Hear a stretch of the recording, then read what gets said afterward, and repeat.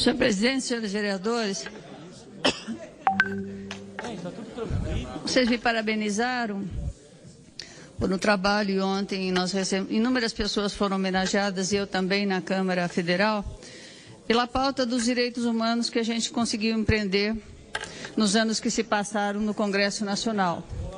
E uma delas foi a discussão sobre a homofobia, a discriminação da homofobia, que nós discutimos. O primeiro projeto apresentado na Câmara Federal foi de minha autoria, que nós discutimos 3 anos, fizemos uma série de modificações, debates, discussões. No governo do presidente Lula foi lançado um programa pelo Ministério da Justiça, o Brasil Sem Homofobia, e a lei que tramitou na Câmara e foi aprovada. Era uma reivindicação do movimento LGBTQIA de muitos anos. Se formou, inclusive, a BGLT na Câmara em torno desta discussão que nós fizemos sobre a homofobia, que hoje se falam nas mais variadas formas de discriminação aos homossexuais. E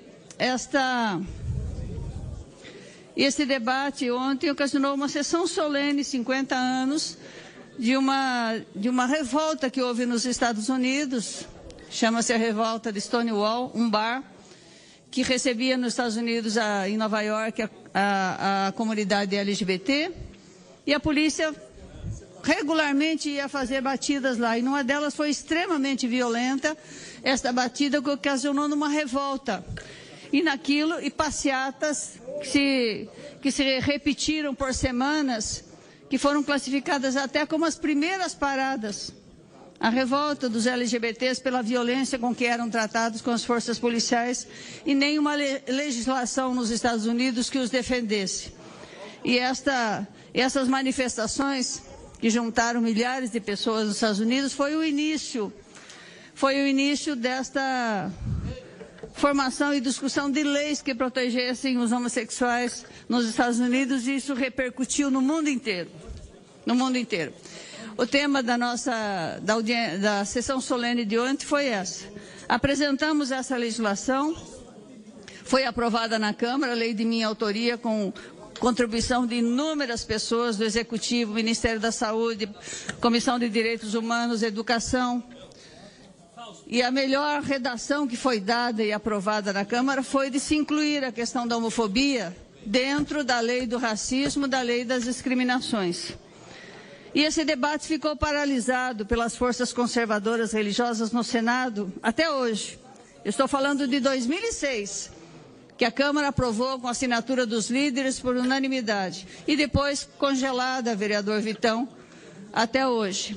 2 entidades foram ao Supremo Tribunal Federal, a BGLT e o partido PSB, apresentando uma demanda ao Supremo Tribunal Federal. Nós temos um direito, o Congresso não legisla, nos nega esse direito, e o Supremo Tribunal Federal julgou esta ação. Ficou anos e anos também sendo debatida no Supremo, que chegou à conclusão do ministro Celso de Mello, que o texto que nós apresentamos na Câmara, e que paralisado no Senado até hoje, era exatamente aquele que o Supremo achou correto. Se colocar a questão da homofobia e todas as formas de discriminação dentro da lei como uma forma de racismo e de discriminação aos homossexuais do Brasil. Esse foi o tema. E a gente vê hoje ainda, e a minha fala foi nesse sentido, de como o Congresso se tornou conservador. Corremos o perigo sério de leis que nós aprovamos numa pauta que era comum no Congresso nesta época, nos últimos 10 anos. Criamos a Lei Maria da Penha, a legislação do feminicídio, tiramos do Código Penal as leis que eram, os pontos no Código Penal que eram absolutamente discriminatórios com as mulheres, como, por exemplo, a questão do adultério, era só a mulher que aparecia no Código Penal da década de 40 como o crime do adultério e tantos outros. Ficou conhecida como a Lei da Mulher Honesta, também uma lei de minha autoria, que modificou e tirou mais de 30 itens do Código Penal que discriminavam as mulheres, que ficaram lá desde a década de 40 sem que ninguém atentasse para isso e muitas vezes era usado. A questão do crime de estupro. Se a vítima, as mulheres, por exemplo, se casassem, o crime de estupro estava extinto, porque o futuro dela estava garantido. Se a vítima de estupro se casasse com o estuprador ou ela se casasse com outro, o crime de estupro também estava eliminado. Termino aqui. Por isso que me causa assim, muita revolta quando a gente vê a tribuna daqui sendo usada mais uma vez para a reafirmação de discriminações, que a lei garante, que o o STF garante, que essas pessoas têm direito, e o tema volta aqui sempre, de forma discriminatória, de forma condenatória aos homossexuais e outras formas de discriminação. E que as escolas têm que tratar desse tema. Os homossexuais colocam que o pior ambiente para eles, na época da alfabetização, ensino fundamental, ensino médio, é a discriminação nas escolas. O que lhes acaba, inclusive, com uma possibilidade de futuro quando não conseguem mais estudar, são discriminados, atacados, sofrem bullying nas escolas, abandonam a educação, depois não lhes sobra nada como perspectiva de futuro porque não tem formação. Esse é o maior tema que os homossexuais... Então a escola tem que tratar desse tema sim. O Brasil Sem Homofobia tratava desse tema por iniciativa do Executivo.